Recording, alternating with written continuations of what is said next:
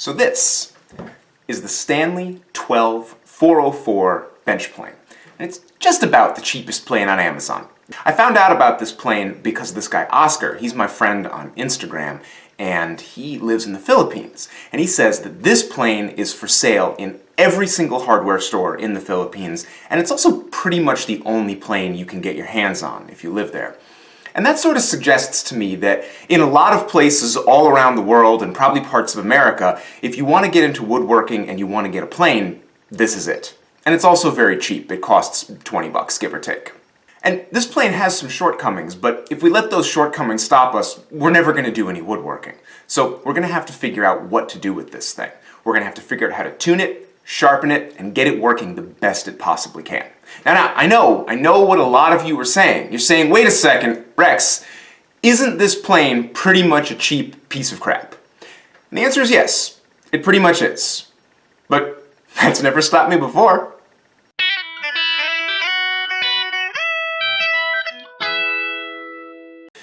So with any plane, cheap or expensive, one of the first things we have to do is make sure the sole of the plane is mostly flat. And luckily that's not very difficult to do. You need a flat surface. I like to use a piece of glass, and scrap glass is great for this. You could also just use a granite tile from the home center. That'll work really well too.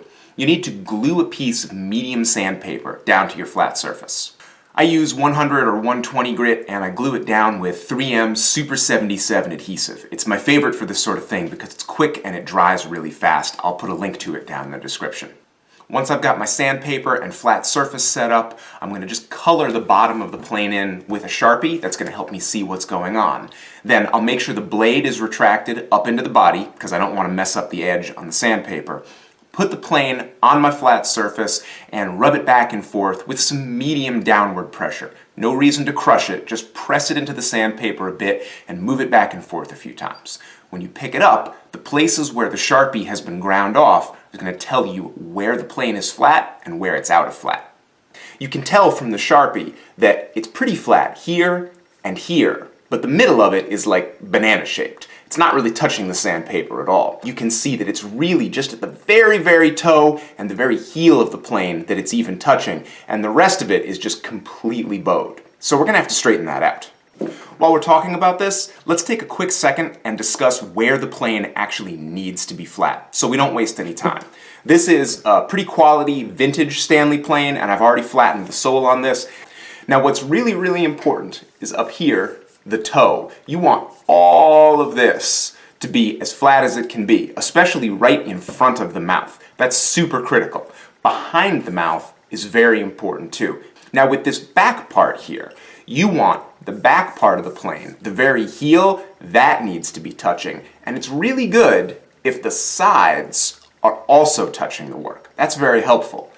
But right in the middle here, this whole part can be hollow and does not need to touch what you're doing. If you've got the toe in front and behind the mouth, the heel, and a little bit on the sides, that plane is going to behave great. No reason to kill yourself if you've got a hollow section here. You can leave that. The plane will still work just fine. And to correct the bow that we have in our 404-12, we're just going to put it back on the sandpaper and keep rubbing it back and forth.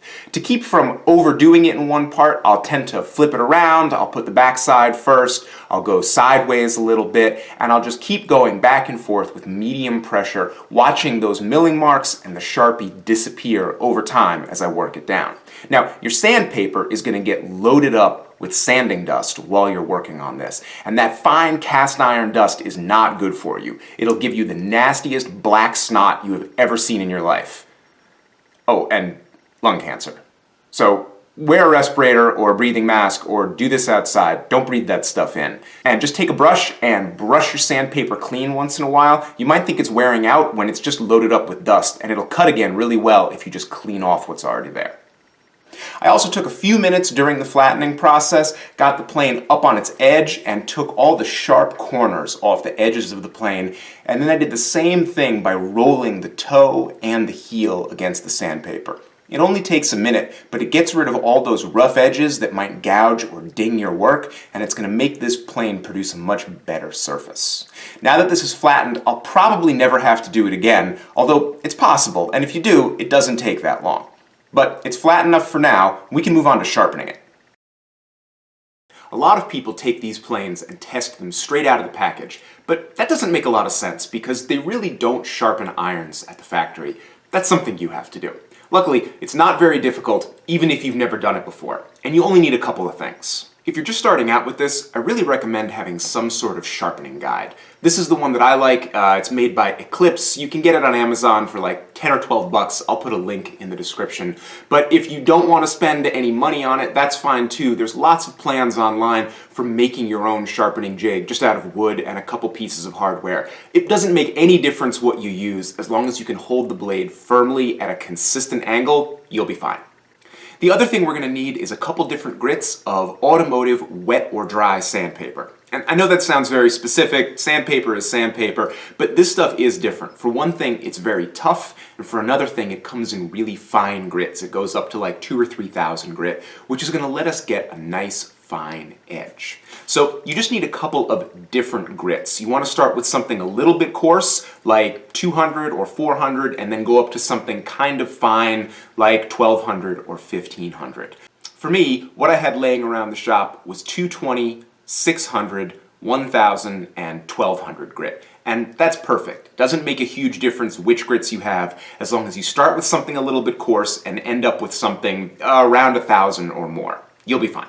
To sharpen the iron, the first thing you're going to do is flatten the back of it on coarse paper.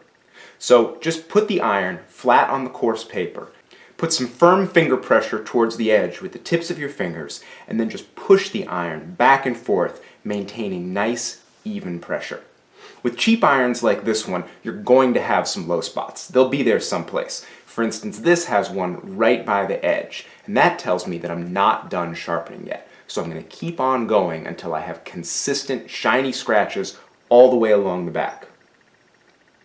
Then I'll repeat the exact same procedure on my wet or dry paper. I'll add a little bit of water, which helps lubricate the paper and carry away the little bits of grit. And I'll do the same thing. Just rub it back and forth, check the back, move on to the next grit. When I'm done, I should have a nice polished and shiny look on the back of my iron. Once the back of your iron is flattened, you're going to sharpen it. And that goes in two stages, grinding and honing.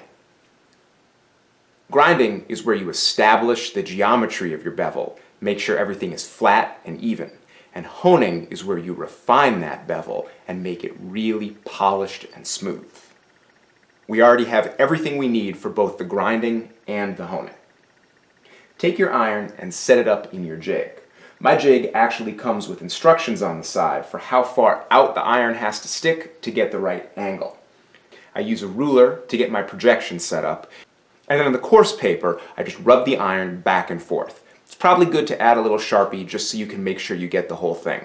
All I'm trying to do here is grind the entire bevel and get it flat and even and straight. On this coarser paper, it only takes a couple of minutes. I've got a shiny bevel all the way across, and I'm ready to move on to the honing stage. All the honing is going to happen on my fine grits of wet or dry paper.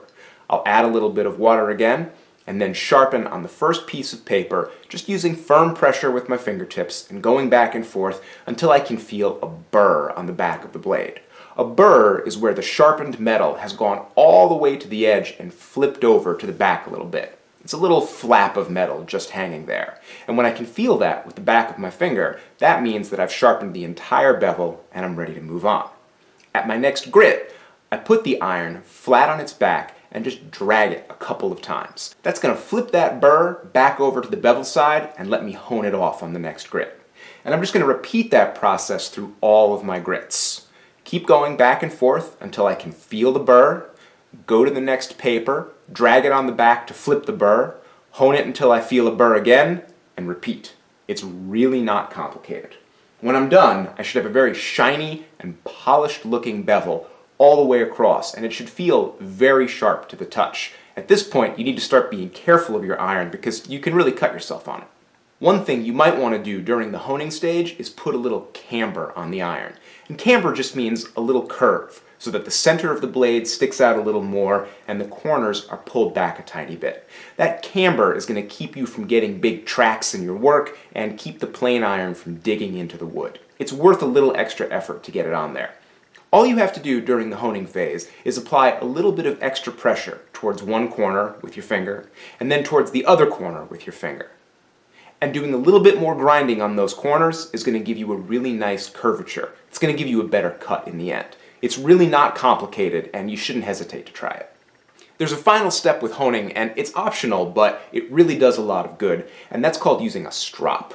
And the strop is just a piece of leather, any piece of leather, an old belt works fine, and you can just rub the iron right on that, or sometimes people add some honing compound to that. I use this super cheap green chromium oxide buffing compound. I rub that back and forth over my strop, and then I go at it with the iron. I don't have it in the jig anymore, and all I'm doing is putting the bevel against the strop, pulling it back with firm downward pressure, and then lifting it up at the end of my stroke. Don't strop all the way off the back of your piece of leather, because then you'll mess up your edge. Pull it back, lift it up, place it, pull it back, repeat. Do that 20 or 30 times. Then flip the iron over, put the back of it on the strop, give it firm pressure with your fingers, and pull it back about 10 times. Stropping with honing compound is going to give you an ultra polished, super smooth edge. It's the best you can possibly get, and it's going to make your work look the best. So it's worth taking a little bit of extra time to strop. But if you don't have this stuff, don't let that stop you. Just go ahead and get to work. So now, our plain body is prepared and our iron is sharp. We're ready to put the whole thing together and test it out. So grab your plane, grab your iron. Be very careful putting it in. You don't want to nick that edge against any of the metal parts of the plane. You'll mess it up because it's very fine. Get it over the adjusters, then get your cap and put that over the iron and snug up the screw until it's sort of medium tight. No reason to crush it down. It doesn't need to be held super tightly. And then you're going to use the adjusters to get the plane iron at the right projection out of the sole and also square back and forth. And this is where things do get a little tricky because this adjustment system is, I was going to say it's not good, but that's being too charitable. It's bad. This is a bad way of adjusting planes. But either way, you can sight down the plane, usually from the toe, and you want to see the iron just sticking out sort of above the front of the mouth. And I think I've got that. You can also rub your finger across the iron like this to get an idea of where it's going. Don't go side to side because you'll slice your finger open. And what you'll need to do is just mess with those adjusters however you need to until you get the iron just sticking out of the mouth a tiny bit and also totally square and straight. And that's probably going to take a little bit of fiddling around. Now, a thing that helps a lot during this process is just grabbing a little scrap of any wood. Get the plane in your other hand with the sole held up and run that scrap of wood, use the corner, run the corner of that scrap of wood over the plane iron. And it should cut really easily. And what I do is I check one edge and check the other edge, and they should both feel kind of even. They don't in this case, so I'm going to pull this edge in a little bit.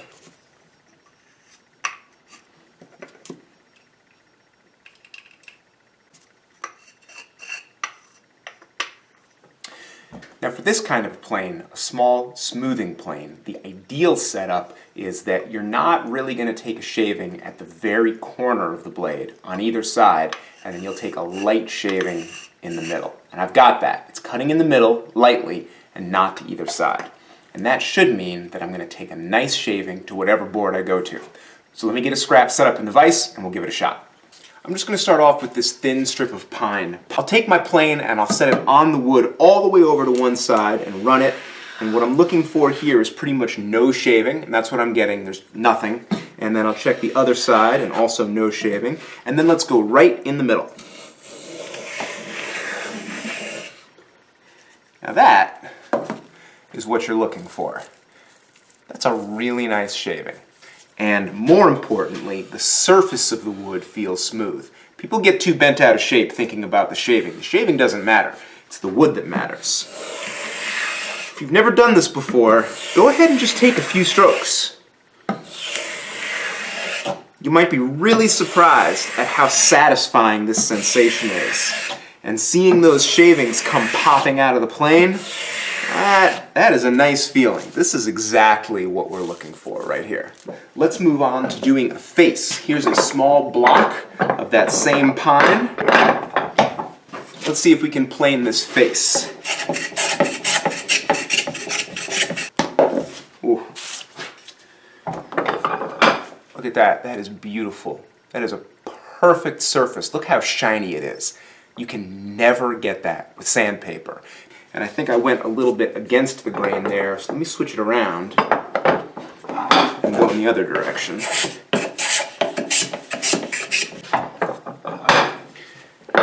And that's a nice surface too. It's even better. Now, it's not perfect. I have some scratches here. I have some little tracks that are being left by something. So as I continue to use this plane, I'm going to try and track those down. I'm going to feel and see if I have a sharp spot anywhere. This toe still feels a little bit sharp.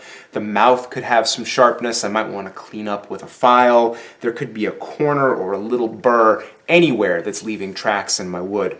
I'll hunt that down after I've been using the plane for a little while. For now, I'm just happy to see that it's cutting well. Next thing we're going to do is move on to some hardwoods. I have a nice piece of walnut here.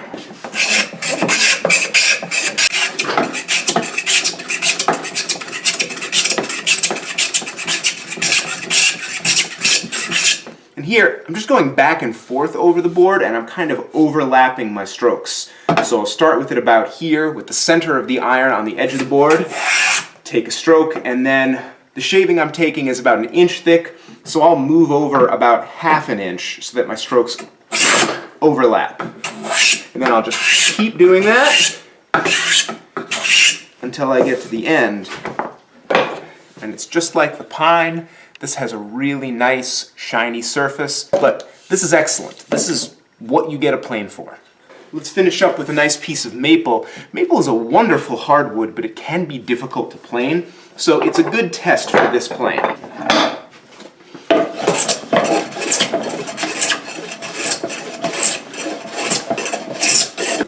Yeah, you know, there's nothing to be ashamed of here. These are really good shavings. This surface it's totally decent. It's the same as the previous woods. I'm getting some nice shimmer to this surface. You can even see some flame figure coming out that I didn't even know was in this board. It's a lot prettier than I thought, and it's all because I'm using an edge tool to bring that figure to the surface. Okay, so I'm going to admit to being pretty impressed by this plane. Honestly, when I got it to make this video, I thought it was going to be a complete piece of crap. But it's not. It actually works okay. I wouldn't say it works as well as the planes I really like and use day to day, but if you had to use this plane to start woodworking, I don't think there's anything here that would stop you. Except, there is one problem. These adjusters, they suck. And it's not because they're badly manufactured, it's because this is a stupid, stupid design. There's 2 ways that you can adjust a plane iron. You can adjust it for depth, how far in or out it sticks from the sole, and also what we call lateral adjustment. And that's keeping the blade square, adjusting it in one direction or the other so that the edge is nice and even with the work. And every single plane that I own that has adjusters, it's got a separate adjuster for depth and for lateral. This plane, in a really boneheaded cost-cutting maneuver, Stanley combined the depth and the lateral into these 2 wheels. And the reason that doesn't work very well is that every time you try to change how far out the blade is sticking, you also change its angle. And that's pretty much never a good thing. It makes adjustments take way, way too long and makes the tool difficult to use. Honestly, it would be better if this thing didn't even have adjusters. Actually, let's give that a try.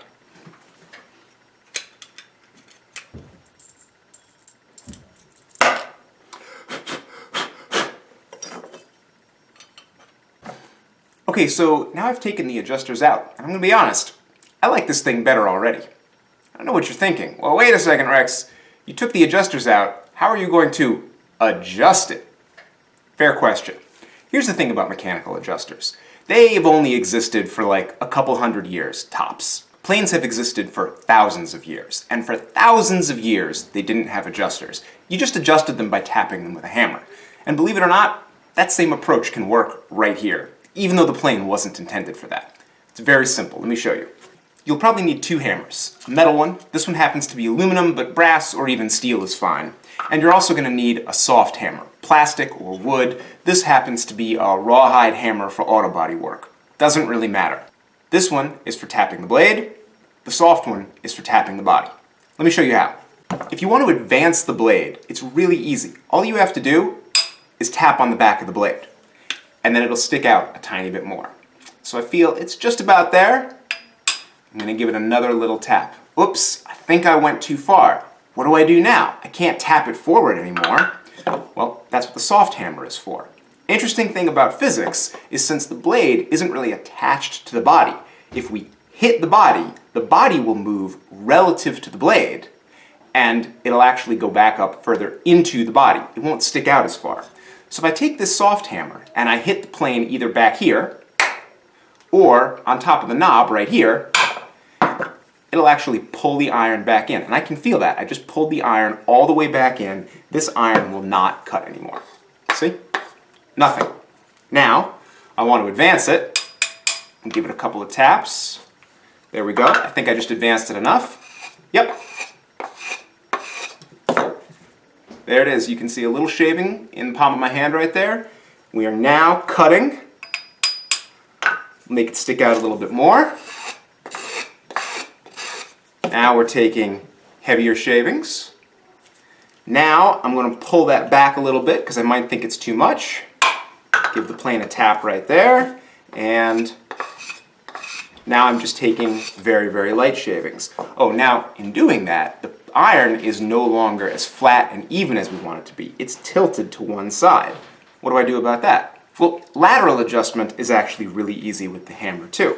So right now I've got more iron sticking up on this side. So this side of the iron is sticking up too much. So I'm just going to tap that side a tiny bit with the hammer. It's going to shift the whole iron over and make it much straighter. And that looks pretty straight. Let's have a look.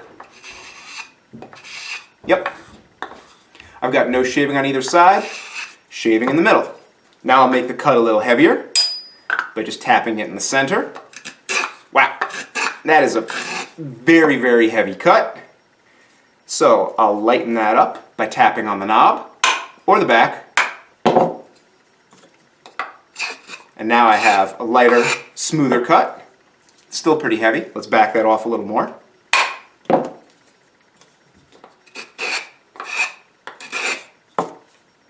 That's pretty good. Nice, kind of modest shaving coming out of it. When you're using this plane, you can just keep a pair of hammers close by and give it a little tap here and there anytime that you need to adjust it. I know it seems a little bit weird, but I swear to you, it is going to be easier than the adjusters we just took out of this. Those things are awful, and they just make it way more complicated than they need to be. If you're intimidated by hammer adjusting, really, give it an hour or two. I swear to God you'll pick it up. It is just not that difficult. So this video was kind of a goof. I bought this plane for $20 thinking, oh, I'll make a video about it. It's cute, it's a $20 plane. Well, it's ended up being a little more serious than I thought, because once you prepare it properly and get rid of those stupid adjusters, this is a decent plane. This is a plane that I could recommend to somebody if they were very cash-strapped. I've always been a big advocate of buying antique Stanleys and fixing them up. But one thing I've learned since I've been doing YouTube is that a lot of people just don't live in places where antique Stanleys exist or are affordable. And of course, lots of premium makers like Veritas and Lie-Nielsen make really wonderful planes. I've used them before and I like them, but they just cost too much money. They cost too much for me, and they probably cost too much for a lot of my viewers. If you've got to get started on woodworking and you're on a tight budget, the 12404 isn't a terrible choice. It's going to be pretty predictable out of the package. You can return it if something is really the matter with it, and with some really basic tuning, you can get it taking decent shavings. What I'd like to do with this is use it in a series of videos that I'm doing called Woodwork for Humans. And it's a series of videos where I take the most basic tools imaginable and try to make functional, useful, interesting things. I've already made a little rustic bench and a mallet using just 3 tools: a hatchet, a saw, and a drill. Now, I'm going to include this in that series of videos. And in my next Woodwork for Humans video, I'm going to build a bench, a real woodworking bench, out of materials you can find at the home center, and I'm going to do it for about 30 bucks. Seriously, we're going to build a real bench for about $30. Now you might be interested in seeing that video. If only YouTube had some sort of thing that you could click that would let you know when I was releasing new videos. I wish there was just like a button that you could hit, a little icon or something. Now, I'll email them and see if they'll add that. Anyway, I like to close all of my videos by thanking my patrons on Patreon. They are the ones who make these videos possible. Making videos is time-consuming, and I have to pay for stuff like this, and my patrons make it possible for me to turn out quality content and still pay my mortgage. So I really appreciate it. If you're interested in supporting this work, getting early access to my videos and exclusive content, go over to patreon.com/RexKruger and check out the rewards and benefits that I have for my supporters. And I have got a lot more good content like this that's going to be coming out in the next couple of weeks. So make sure you stick with me as I keep trying to do more with less and less. For everybody who's watching, thanks so much for watching.